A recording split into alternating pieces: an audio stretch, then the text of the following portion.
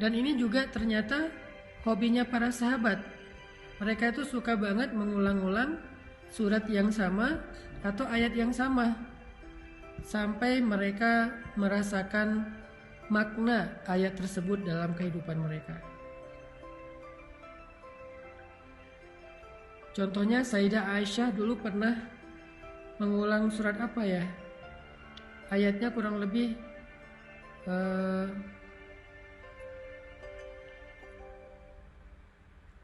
nanti saya cek lagi suratnya dan ayatnya. Ada satu ayat yang Sayyidah Aisyah itu membaca dari habis subuh sampai menjelang zuhur. Jadi Sayyidah Aisyah membaca satu ayat dari habis subuh sampai menjelang zuhur. Kenapa kok bacaannya panjang lama banget? Karena mengulang-ulang ayat yang sama untuk bisa tadabbur. Padahal kita sama-sama tahu Bunda Aisyah itu adalah perempuan yang sangat cerdas. Perempuan yang pinter banget, smart banget. Sehingga dia mudah sekali mengerti makna dari Al-Quran karena kecerdasannya. Bahkan dia adalah perempuan yang paling banyak menghafal hadis di antara para sahabat. Tapi untuk seorang Sayyidah Aisyah pun ayat yang sama itu diulang-ulang sampai dari habis subuh sampai menjelang zuhur. Tahu nggak kenapa diulang-ulang? Apakah Sayyidah Aisyah nggak ngerti? Ngerti. Nggak tahu artinya? Tahu banget. Terus kenapa kok diulang-ulang?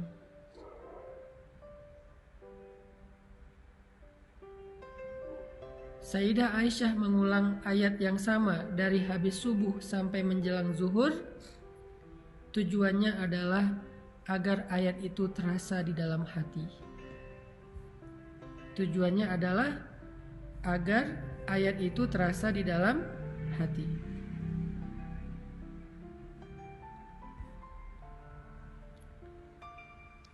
Karena kalau untuk sekedar difahami dengan pikiran itu mudah. Tapi kalau untuk dirasakan ke dalam hati itu butuh proses. Sehingga seorang Sayyidah Aisyah yang pinter aja, yang paling ngerti Al-Quran aja, butuh waktu dari habis subuh sampai menjelang zuhur untuk bisa merasakan ayat itu di dalam hati beliau.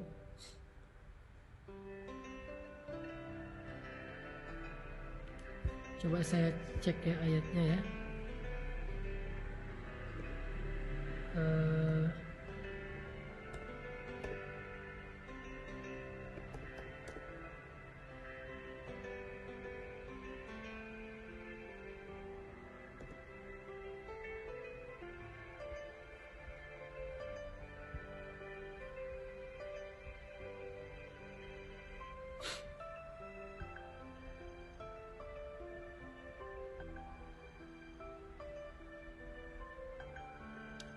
Ketemu nih.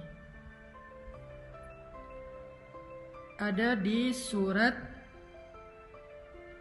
At-Tur. Coba teman-teman buka surat At-Tur.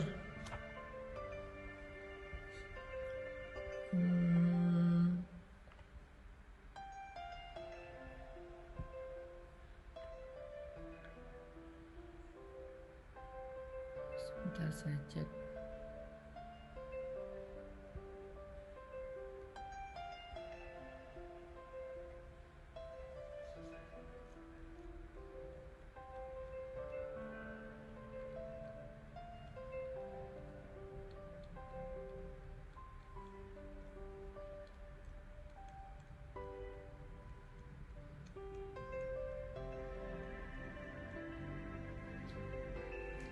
Coba teman-teman lihat. Oh ya benar. Ada di surat At-Tur ya. Surat At-Tur itu surat 52. Coba teman-teman buka surat At-Tur. Surat 52 ayat 27.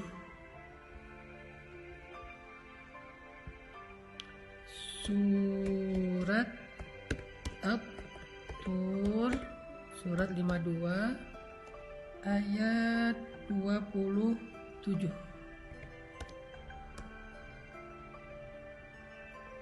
Saya ngetik bahasa Arab jadi salah. Surat 52 ayat 27. Coba cek. Biar kita bisa belajar juga nih. Jadi ceritanya gini. Suatu ketika ada seorang sahabat Nabi Shallallahu Alaihi Wasallam. Setelah selesai sholat subuh, beliau pergi ke pasar dan melewati rumahnya Sayyidah Aisyah di kota Madinah.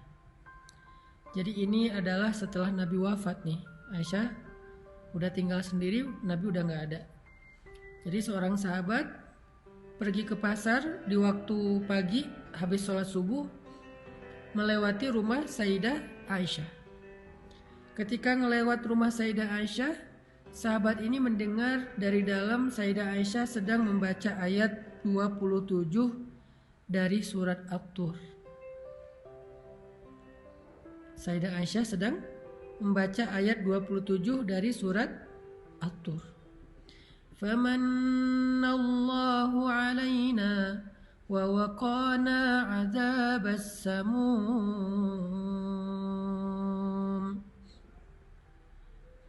Famanallahu alaina wa waqana 'adzabas samum.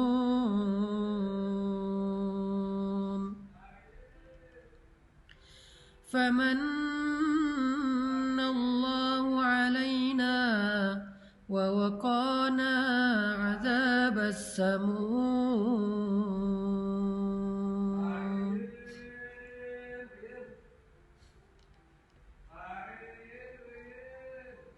Lebih kenceng suara dia.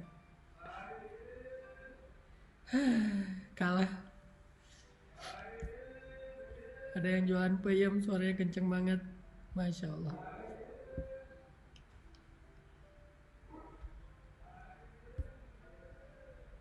Kita diam dulu deh.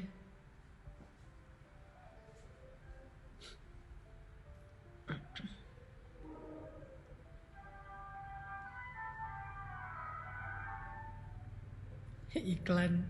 Bener. Kayak ada peyemnya inilah live rasa nongkrong. Makanya saya berapa kali teman-teman bilang, Ustadz di studio aja, bikin studio gitu. Dulu rumah yang sebelumnya saya punya studio, tapi saya rasa kalau di studio itu kita kayak nggak nongkrong, terlalu resmi, dan saya nggak terlalu suka dengan cara-cara yang kaku. Makanya saya sengaja bikin ini di rumah, dan rumahnya emang depan jalan komplek, dan komplek kita tuh agak terbuka, jadi banyak pedagang yang lewat. Tapi anggap aja itu kita lagi nongkrong gitu kan. Cuman suaranya itu luar biasa ya, Dolby banget ya suaranya. Peyem itu semacam apa ya? Tape. Ada yang nanya nih, peyem itu apa Ustadz? Peyem itu tape, bahasa Sunda. Jadi kalau di Bandung itu orang jualan peyem itu sambil jalan gitu, sambil ngasong. Jadi nggak konsen. Tadi apa tadi teh? Oh ya, balik lagi ke surat At-Tur ayat 27. Jadi teman-teman maaf ya, anggap aja ini kita lagi nongkrong di rumah saya. Jadi nggak usah terlalu kaku juga, nggak usah terlalu resmi juga. Dan memang di depan rumah banyak pedagang, ntar lagi nasi goreng lewat, barusan juga es krim lewat, anggap aja kita lagi nongkrong bareng. Mantap lah. Balik lagi ke surat At-Tur ayat 27. Jadi kisahnya tadi adalah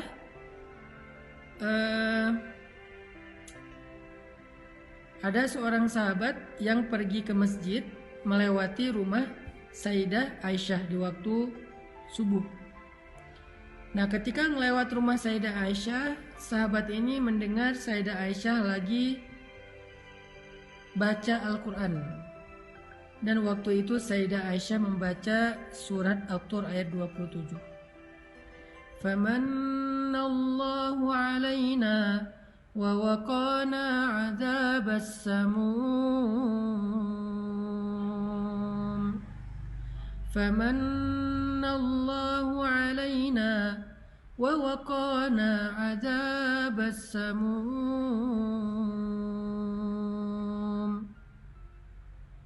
Lalu Sayyidah Aisyah diam sejenak, kemudian membaca lagi. Famanallahu alaina wa waqana adzabas samum. Diam lagi. Kemudian Sayyidah Aisyah menangis. Kemudian baca lagi.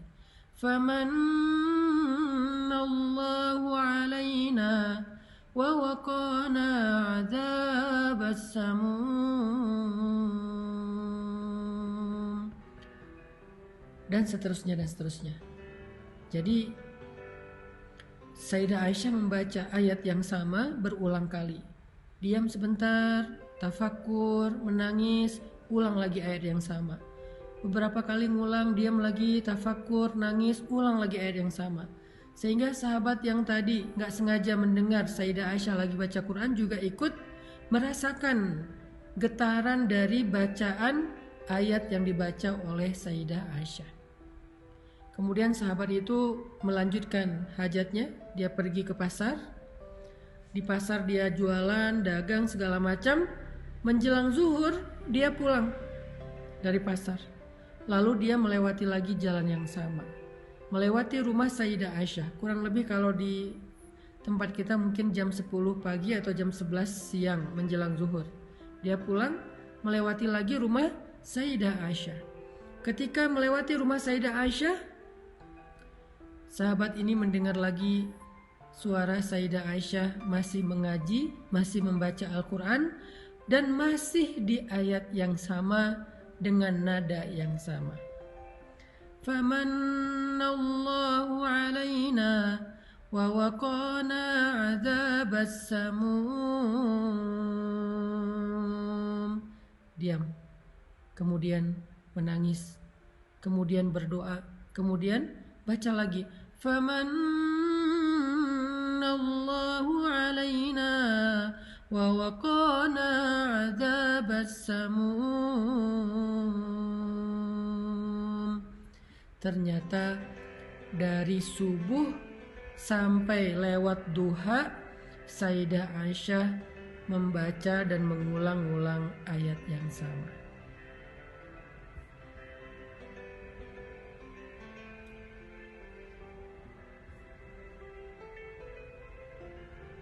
Inilah salah satu di antara metode para sahabat dalam membaca dan mentadaburi Al-Quran. Mereka suka membaca ayat-ayat Al-Quran yang berkesan, kemudian diulang-ulang sampai terasa di dalam hati.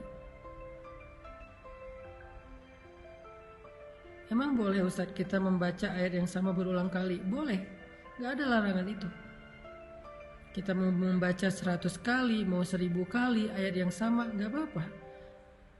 Selama kita melakukannya sendiri. Tapi kalau kita lagi sholat berjamaah, kita jadi imam, apalagi sholatnya adalah sholat wajib, boleh diulang tapi jangan kebanyakan. Karena hajat orang yang jadi makmum kita itu beda-beda. Ada yang sholat itu transit, setelah ini dia mau melanjutkan perjalanan. Ada yang sholat itu sambil break, setelah ini dia mau melanjutin kerjaan. Ada yang sholat itu buru-buru karena dia ada hajat, dan seterusnya yang kita nggak pernah tahu. Jadi kalau kita jadi imam sholat wajib, bacanya yang sederhana. Makanya kenapa Nabi, sahabat membaca berulang-ulang itu di dalam sholat tahajud, karena tahajudnya sendiri. Jadi nggak akan ngeganggu urusan orang lain. Maka dari itu Aisyah radhiyallahu anha membaca ayat ini berulang-ulang di rumah beliau sendiri dari habis subuh sampai lewat duha. Kenapa? Karena untuk bisa merasakan ayat tersebut di dalam hati.